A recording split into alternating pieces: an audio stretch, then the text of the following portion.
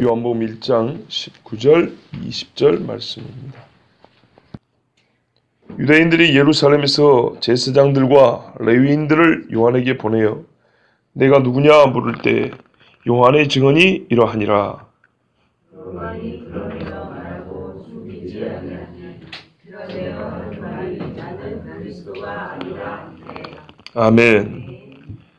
세례 요한이 세례를 주면서 회개하라, 천국이 가까이 왔다, 이렇게 외쳤습니다. 기적을 행한 건 아니었어요. 문제는 이 메시지와 회개의 세례였습니다.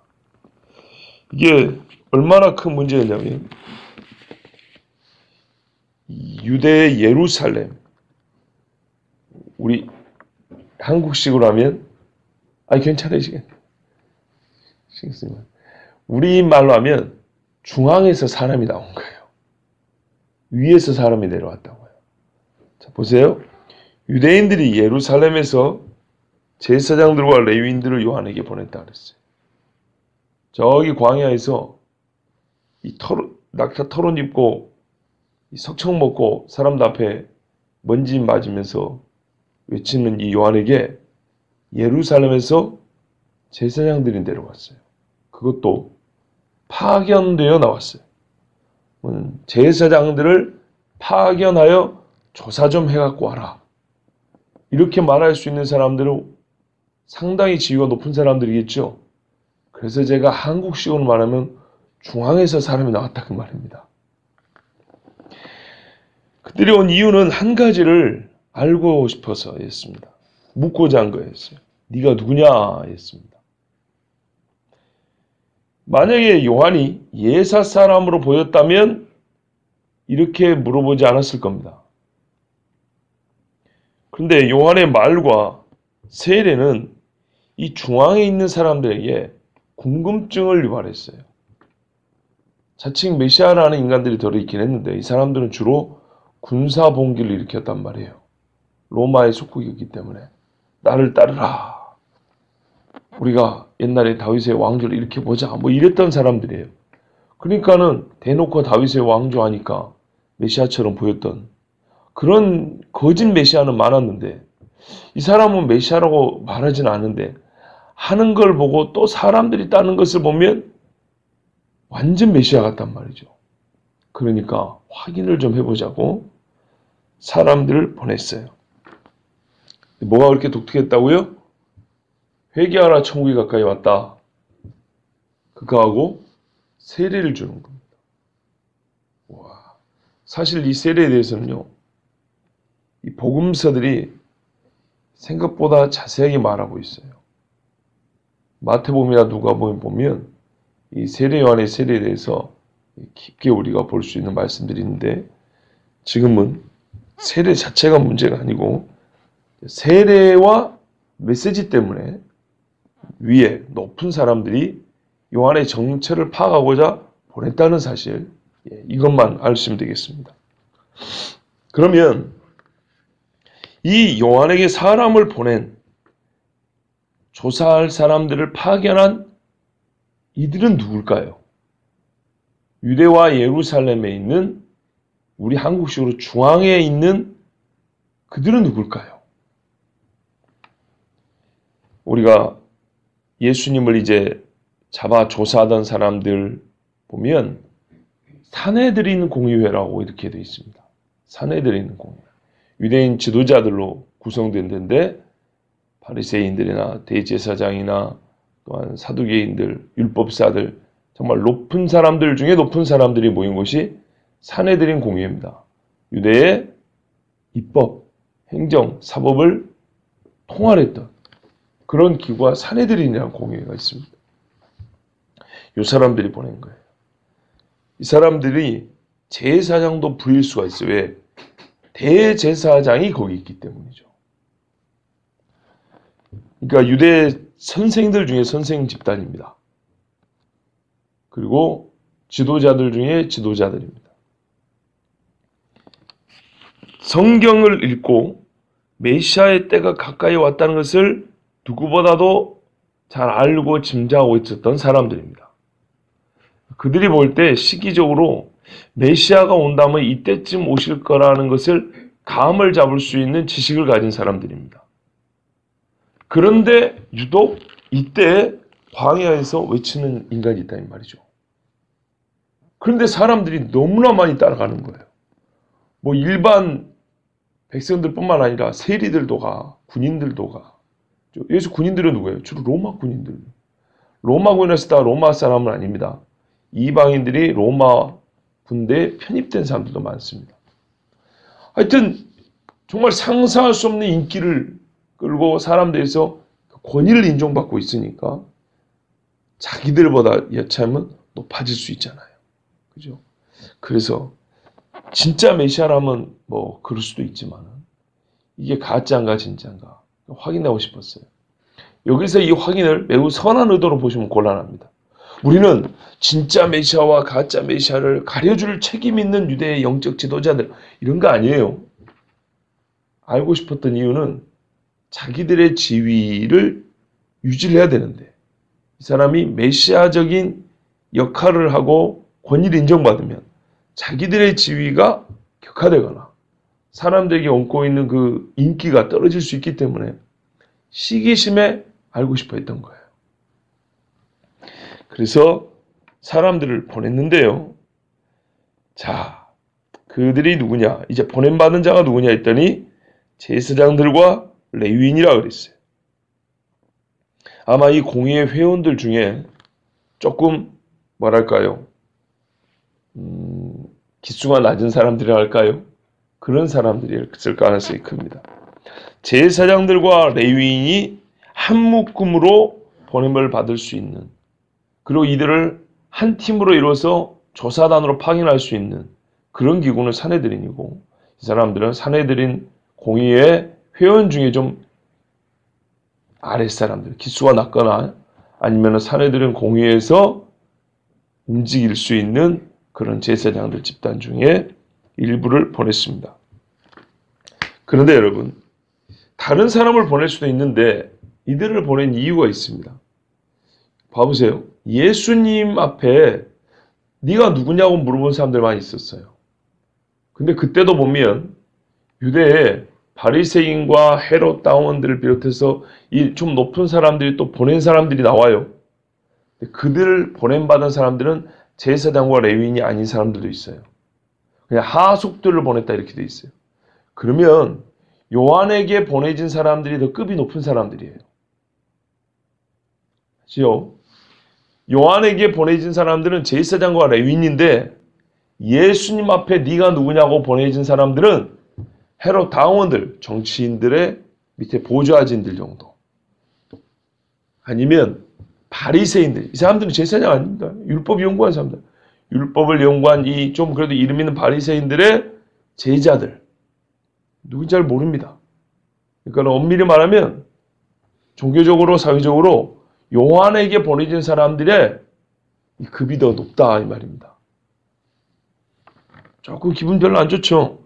그럴 수밖에 없는 이유가 있어요. 요한이 어느 지파 사람이죠? 레위 지파입니다. 아버지가 사가랴 제사장입니다. 아시겠죠? 레위인이 다 제사장이 아닙니다. 레위인 중에 아론의 집안만 제사장입니다.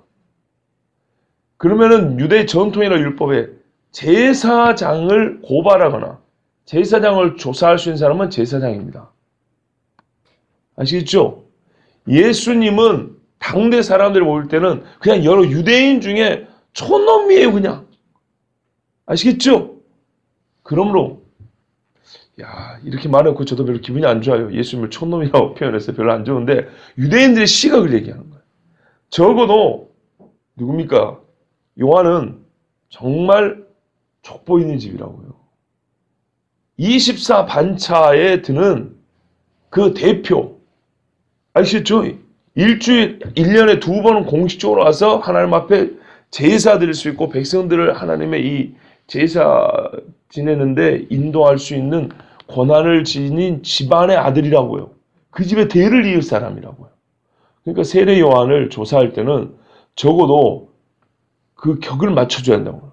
제사장과 레위인이 파견된 거예요. 이게 성경에 또는 당대에 있었던 일을 우리가 아무렇게 기록된 게 아니에요. 이거는 분명한 사실이에요. 자, 말라기에 보면 말입니다. 3장에 내가 내 사자를 앞서 보낸다 그랬죠. 그 다음에 뭐라면 내가 언약의 사자를 보낸다 이렇게 돼 있어요. 보세요. 사자가 먼저 오고 그 다음에 언약의 사자가 온다 그랬어요. 그래서 이 사자는 세례 요한이고 언약의 사자는 예수 그리스도라 그랬어요. 그런 다음에 말라기 3장 2절에 내려가면 이 언약의 사자가 하는 일이 나와요. 그 하는 일 중에 하나가 뭐냐면 레위인을 정결케 한다는 거예요. 그러니까 메시아가 오면 뭐하냐? 더럽혀진 레위인들을 다시 정결하게 해서 이 백성으로 하여금 하나님께 온전한 예배를 드리게 한다는 겁니다. 히스기야 당시에 솔로몬 이후로 유월절을 지키지 않았어요. 그래서 히스기야가 하나님 말씀대로 유월절을 지키자 그랬더니 1월 14일이 유월절인데 제대로 못 지켰어요. 2월 14일을 지켰어요. 2월 14일은 시체를 맞아서 부정하게 된 사람이거나 여행 중에 있던 사람들이 어쩔 수 없이 때를 못 지켰을 때 봐준 때가 2월 14일이에요. 한 달 있다 지키라고. 그런데 왜 1월 14일 날 못 지켰냐 하면 성경에 보니까 준비된 레위인의 수가 적어서, 즉 자기를 정결하게 한 사람이 적어서 제때 유월절을 못 지켰다는 거예요. 아시겠죠? 2월 14일마저도 정결하지 못한 사람들이 막 음식을 먹고 갖고 히스기야가 하나님 앞에 용서해달라고 기도를 할 정도였어요. 그래서 하나님이 사해 줬단 말이에요. 영적으로 얼마나 이게 황무한 시대였는지 히스기야 때까지만 하더라도. 그러니까 히스기야 때가 올 때까지 이렇게 계속 무너진 영적인 상태를 우리가 볼 수 있어요. 제사장이 정결하게 못 되면 하나님 앞에 제사를 못 드리고 하나님의 약속의 때인 절기를 지키지 못해요. 그래서 언약의 사자가 오면은 제사장들을 정결하게 한다고 분명히 그렇게 돼 있어요. 그러면 적어도 요한이 메시아거나 메시아의 앞선 소리라는 것만 인정이 돼도 어떻게 해야 돼요? 메시아보다 앞서 보낸 사자라는 것만 인정이 되면 제사장들이 먼저 우리가 정결함을 받을 때가 왔구나 하고 기뻐야 되겠죠. 그런데 새 속에 빠진 제사장과 레위인은 그걸 기뻐할까요? 거부하고 화를 낼까요? 그렇습니다. 요한을 네가 누구냐고 물어본 이유가 거기에 있습니다. 요한이 적어도 이제 23절까지 사실 가는데 시간 관계에서 안 읽은 거예요. 다 전하려다가 아무래도 이 시간에 안 될 것 같았어요. 내일까지 들으면 나는 소리요 그런다고요.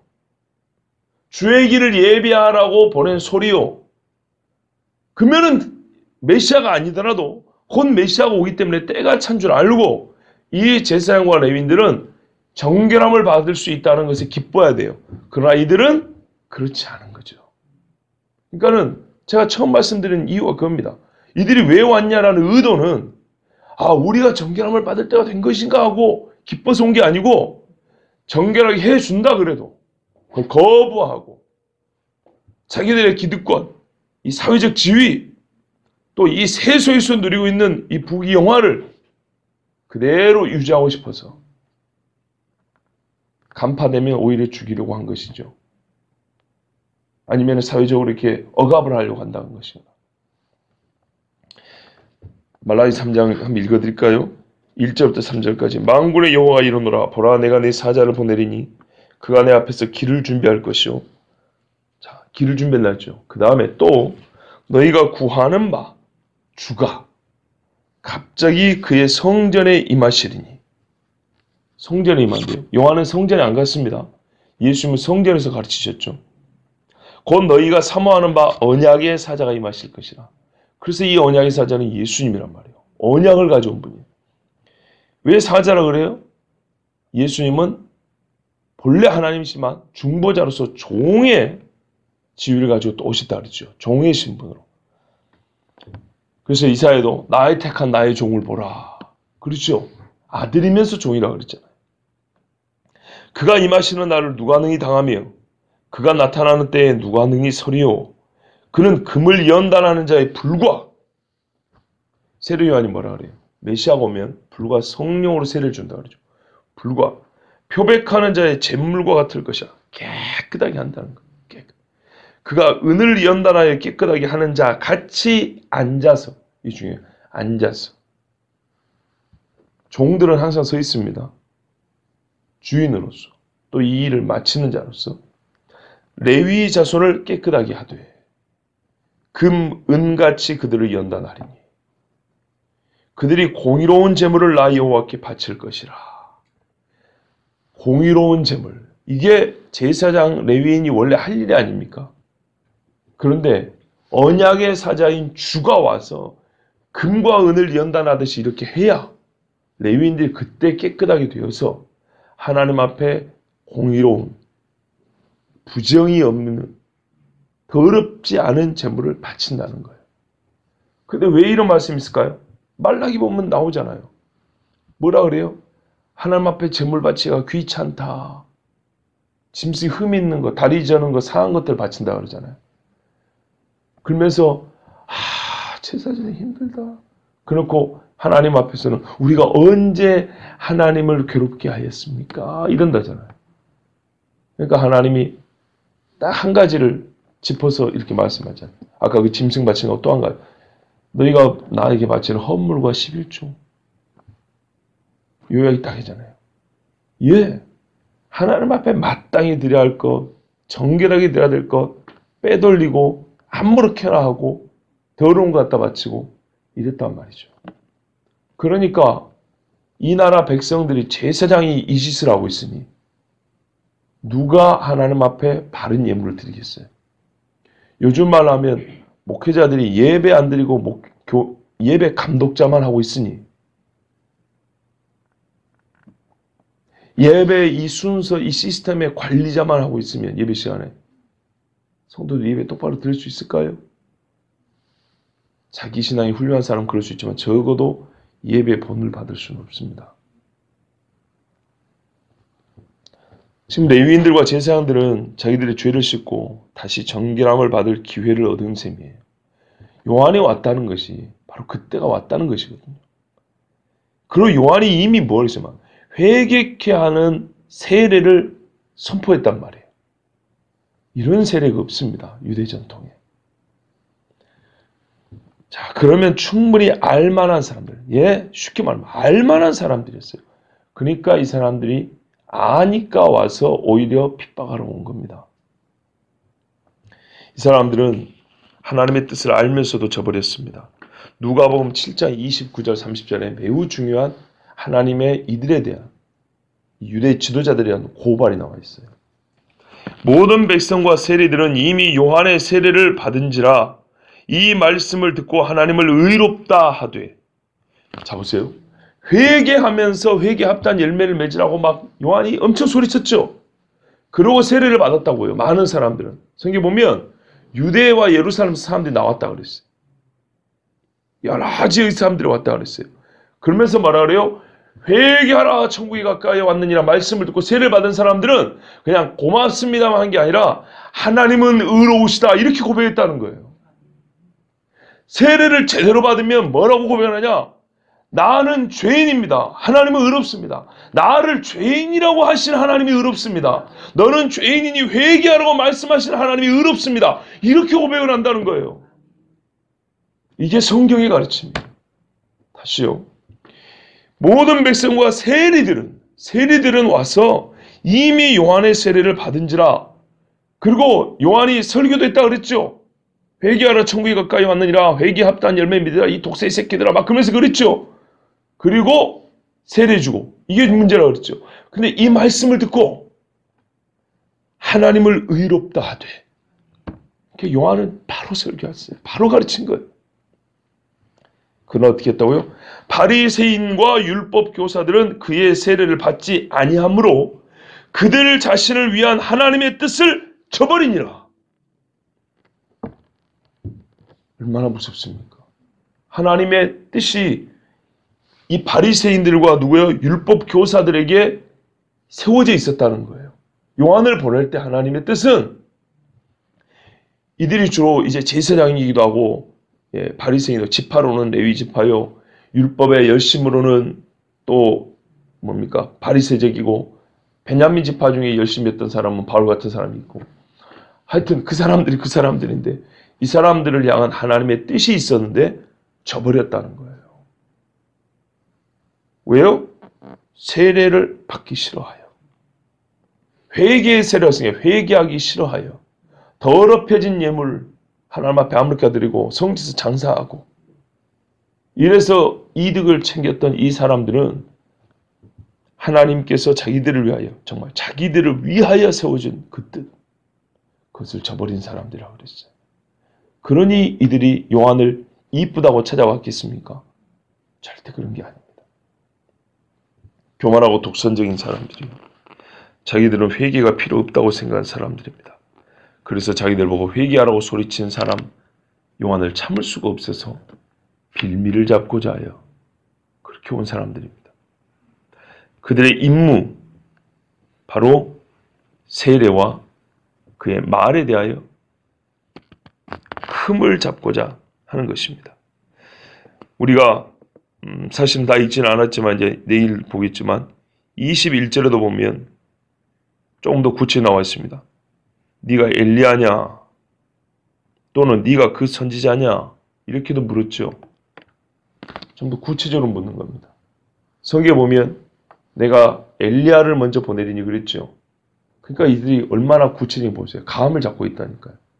메시아 오기 전에 보냄받은 사자 너냐 이렇게 물었고 또는 그 사자냐 그 선지자냐 신명기 하나님이 모세에게 내가 너와 같은 선지 하나를 보내리니 그랬단 말이죠. 그러니까 네가 참 원하지는 않지만 혹시 그 선지자냐 이렇게 물어본 거예요. 이렇게까지 질문이 구체적이에요. 그런데 그 정도로 물어볼 것 같으면 어느 정도 감을 잡고 왔다니죠. 그러면 이걸로 따질 게 아니고 세례를 받아야 되는 거예요. 회개라고. 근데 이들은 그렇지 않았어요. 그러니까 의도가 분명하다는 겁니다. 요한의 세례와 그의 가르침에 대해서 신문하는 것입니다. 신문입니다. 호기심도 약간은 있었겠지만 진짜 중요한 이유는 그가 정말 그리스도인가 하는 것이었습니다. 왜냐하면 요한만큼 세례와 회개를 연결해 가르친 사람이 없었고 더하여 회개, 세례, 하나님 나라 이렇게 직접적인 상관성을 지어서 우리에게 가르쳐준 유대 선생이 없습니다. 그러니까 그 마지막이 하나님 나라였기 때문에 과연 메시아가 아니고 누가 하나님 나라를 말할 수 있겠는가? 속닥거린 게 아니고 학문의 논쟁이 아니라 선포를 해버렸단 말이에요. 가까이 왔다고. 이건 메시아가 가져오는 건데 자기가 메시아가 아니고서 어떻게 이 하나님 나라 가까이 왔다 말할 수 있겠는가? 아시겠죠? 그러니까는 가까이 왔으니 또 뭐 하라고요? 회개하라고. 야, 이거는 메시아거나 아니면 메시아 바로 오기 전에 엘리야 아니면 이거는 불가능한 얘기란 말이에요. 그러니까는 이 사람들은 그를 알고 싶었지만 어떤 의미세요? 예, 거부하는 마음에서 알고 싶었던 거예요. 참 이게 무슨 얘기인지 많은 말이죠. 이 사람들은 깨닫기를 원하고 진리를 알고 믿기 위해서 온 것이 아니었습니다. 그들은 자기들의 지식과 권위와 지위로 요한을 누르고 자기들의 위세를 많은 사람들 앞에서 높이고자 했을 뿐입니다. 정말 그리스도가 아니라면 잠잠코 있으라는 암묵적 메시지를 전달한 겁니다. 우리 어디서 온지 알지? 우리 중앙에서 왔어. 말 조심하라 얘기입니다. 유대로부터 온 자들이 물었습니다. 네가 누구냐? 대개 이런 질문을 받으면 우리는 성씨, 출신 지역, 그죠? 집안의 내력을 얘기할 겁니다. 그런데 요한은 질문의 의도를 알기 때문에 그런 쓸데없는 대답 안 하고 바로 신상을 밝히지 않고 바로 하는 말이 나는 그리스도가 아니라 이렇게 말을 했습니다. 20절 요한이 드러내어 말하고 숨기지 아니하니 드러내야 하는 말이 나는 그리스도가 아니라 한데 그랬습니다. 참 여러분 우리말로 보더라도 말이 영 자연스럽지 않습니다. 봐보세요. 드러내어 말하고 숨기지 아니하니 드러내야 하는 말이 거의 같은 말이 반복이 되어 있죠. 그죠? 하나는 긍정형이고 하나는 부정형인데 말하자면 내용은 같습니다. 시인하다, 부정하지 아니하다. 시인하다. 3번 반복인데 강조되어 있습니다. 숨기지 않았다는 얘기입니다. 원문은 그는 부인하지 않고 고백했다 이런 뜻입니다. 사람들은 본인에게 유리하거나 자기를 높일 기회가 있을 때 또는 반대로 자기 위신을 떨어뜨리거나 체면이 손상될 위기에 침묵하는 경향이 있습니다. 누가 나를 높여줄 때 사실은 그렇게 높임받을 사람이 아니에요. 그런데 높일 때 좋잖아요. 가만히 있습니다. 그냥 높여주라고. 또는 뭐랄까요? 지금 내가 위신이 떨어질 상황이에요. 고백을 하면 사실은 나 그런 사람 아니라고 말을 하면. 근데 말을 안 해요. 그럼 어떻게 돼요? 떨어지지 않아요. 이럴 때 침묵한다고요. 살짝 웃는 거 보니까 다 경험 있으시죠? 이게 사람의 본능이에요, 본능. 그죠? 누가 나를 높일 때 가만히 있어요. 높여주라고. 그렇게 계속 더 하시라고. 또 내가 체면이 떨어질 것 같으면 나는 상관없는 것처럼 나는 아니야. 가만히 있는 거죠. 근데 요한은 이제 그래서 말씀드린 거예요. 바로 이와 같은 우리 보통 사람들의 본성을 완전히 거스른다는 말이에요. 드러내어 말하고 숨기지 아니하고 또 드러내어 말하되 여차하면 나 그리스도인 것처럼 사람들이 오해할 수 있는 좋은 기회였다고요. 내가 언제 그리스도라 그랬나? 저 사람들이 그랬지? 난 한 말도 안 했어. 이것도 여러분 거짓 증언이란 거 아십니까? 죄입니다, 죄. 높임받을 상황이 아닌데 남이 높여줄 때 아니라고 해야 되는데 가만히 있어버리면 이거 거짓 증언입니다. 자기 자신에 대한 거짓 증언입니다. 내가 허물 있고 잘못을 했는데도 지금 밝힐 수 있는 기회인데도 그냥 덮고 넘어갈 수 있는 가만히 있으면 덮을 수 있어요. 그때 그냥 지나고 가만히 있으면 이것도 죄입니다. 말해야죠. 그 문제는 사실 내가 그 잘못한 거라고. 사실 나는 그렇게 위대한 사람이 아니라고. 이건 요한의 행위를 통해서 우리가 그리스도인의 보편적 양심의 정결함을 좀 더할 수 있는 그런 가르침입니다. 요한은 사람들로부터 메시아로 인정되어야 하거나 그럴 가능성이 점점 커가는 일을 묵과하지 않고 사람들로부터 대답의 책무가 주어진 질문도 아니했어요. 꼭 대답할 필요도 없었어요. 가만히 있어도 됐어요. 그런데 적극적으로 나는 불과 성령으로 세례를 주실 리가 아니다. 이렇게 말했어요. 적극적으로 저분이 불과 성령으로 세례를 주시리다 이렇게 말한 것처럼 그와 같은 강도로 나는 그 사람이 아니다. 이렇게 얘기를 했어요. 지체 없이 그리스도가 아니라고 증언했어요.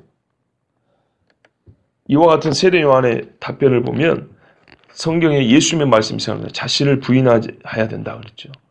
자신을 부인하지 않는 사람은 사실상 그리스도를 부인하는 사람이라는 것을 우리가 깨닫습니다. 그리스도냐 아니야 이 질문에. 근데 우리나라에도 지가 그리스도라는 사람이 꽤 많다 그랬죠. 사람들은 요한의 메시지와 회개의 세례 베품 그리고 더하여 약간 부수에 아니면 그의 옷차림과 거주하는 지역 낙타 털옷을 입고 광야에 거주. 이 광야라는 게 아주 중요하거든요.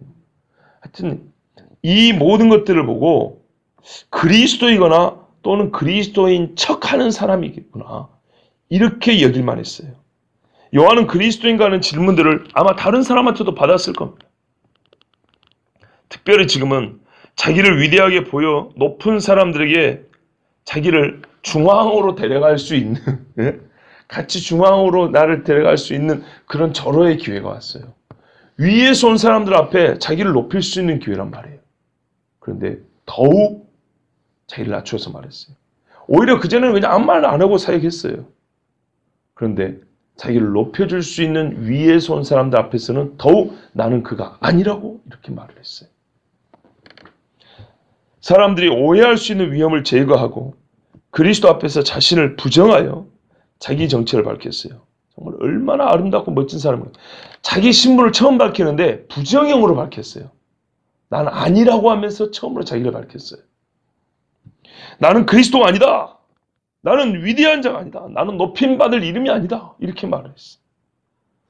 참으로 위대한 하나님의 신실한 증인들은 불공평한 경멸에 대해서보다는 지나친 존경에 대해서 더 자신을 경계한다고 1600년대 매튜 엘리 목사님은 그렇게 말했어요. 정말 오늘 저는 이 말씀을 저 자신을 비롯해서 목회자들이 새겨드려야 될 말씀이라고 봅니다. 1차적으로요. 지금 이 중에 목회자들 없지만 제가 이 땅에 있는 목회자들에게 비록 이 자리에 없지만 그들에게 말합니다. 당신들이 그리스도가 아니라면 아니라고 말해야 합니다. 이 땅에 있는 이 자리에 없는 목회자들에게 말하는 겁니다. 당신들이 그리스도가 아니라면 아닌 자로 행해야 합니다. 그리스도가 아니면 그리스도의 영광을 취하려 하지 말아야 합니다. 당신들 앞에 나온 영혼들이 오직 주 예수 그리스도를 믿고 구원 얻게 하는 일을 당신들의 직무로 알고 충성해야 합니다. 요한이 외치는 이유는 저가 그리스도를 믿고 구원을 얻게 하려 함이라고 분명히 1장 7절에 나와 있습니다. 이 빛에 대하여 증언하러 왔는데 증언하고 모든 사람이 자기로 말미암아 믿게 하려 함이라고. 이 빛을 믿게 하려 함이라고. 이제 제가 성도 여러분에게 오늘 이 본문을 통하여 외칩니다. 여러분이 누굽니까? 그리스도입니까? 그리스도가 아니죠. 여러분이 교회의 머리입니까? 그리스도가 아니라면 교회의 머리일 수는 없습니다. 여러분이 교회의 머릿돌입니까? 아닙니다. 아니라면 주를 섬기는 데만 온 마음과 힘과 뜻을 다하십시오. 머리되리 하지 말고. 주를 예배하는 처소에서 하나님을 경배하는 자가 되십시오. 제일 중요한 두 가지를 자는 겁니다. 목회자들은 그리스도의 영광을 취하려 하면 안 되고 성도들은 내가 교회의 머리인 척하면 안 되는 거예요. 여기서 가장 큰 죄를 범합니다. 그렇죠? 요한에게서 배워야 합니다. 요한이 우리에게 주는 분명한 메시지가 있었어요. 그리고 더하여 요한의 이 답변을 통해서 그러니까는 자기의 정체를 묻는 자들에게 답변하는 방식이나 내용을 통하여 요한이 듣고 참 그리스도가 누군가를 우리가 확실히 알 수 있으면 감사하고요. 더불어서 하나님의 신실한 종으로서의 요한이 갖고 있는 이 자세와 그의 자기인식을 통하여 이 땅의 목회자들과 성도들이 배워야 될 바, 자기에 대한 대답을 똑바로 하자는 거예요. 우리는 그리스도가 아닙니다. 그리스도의 영광을 취하려는 목회자들은 정말 죄인 중에 큰 죄를 짓는 것이고, 교회의 몸으로서 하나님 앞에 이 교회 성도의 지체로서 그리스도의 몸으로서 부름받은 데 감사하지 않냐고 도리어 그리스도의 자리, 교회 머리의 자리에 서려고 하는 성도들은 정말 씻을 수 없는 죄를 짓는 것입니다. 요한은 말합니다. 나는 그리스도가 아니라고. 그리스도의 영광을 취하려고 해서는 안 되고 그리스도가 계신 그 머리의 자리에 앉으려서는 안 됩니다. 오늘 저는 그리스도를 전하여 믿게 하는 직무를 감당할 것이고 또한 우리 모두는 성도로서 그리스도를 머리로 모시고 올바로 경배하는 예배자가 되어야 할 것입니다.